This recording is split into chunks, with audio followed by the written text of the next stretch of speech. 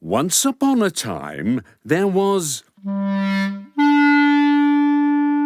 king, my little friends will say at once. No, kids, you are mistaken. Once upon a time, there was a piece of wood.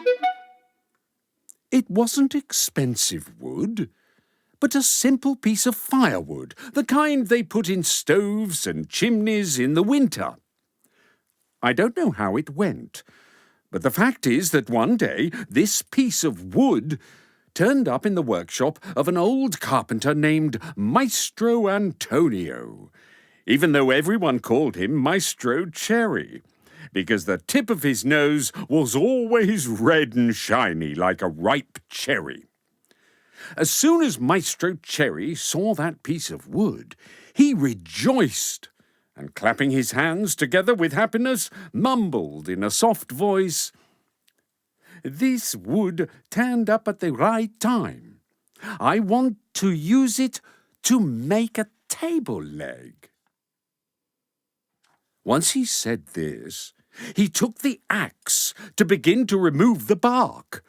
But when he was about to strike the wood for the first time, he froze with his arms suspended in the air because he heard a small, quiet voice that said, pleadingly, "Don't hit me too hard."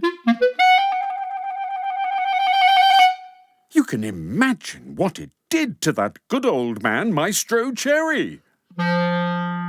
He scanned the room with confused eyes and didn't see anyone. He looked under the counter and no one. He looked in the closet and no one. Who then could it be? I understand. I see that I imagined that voice. Let's get back to work. And taking the axe in his hand again, he let down a very hard hit on the piece of wood. Ow! You hurt me! At that point, there was a knock at the door, and a sprightly old man entered the workshop. His name was Geppetto. "Good day, Maestro Antonio. I came to you to ask you for a favor. I've been thinking of making myself a nice wooden puppet, but a marvelous puppet that knows how to dance and do somersaults. With this puppet, I want to travel the world to earn myself a crust of bread and a glass of wine. I would like some wood to make this puppet. Will you give me some?"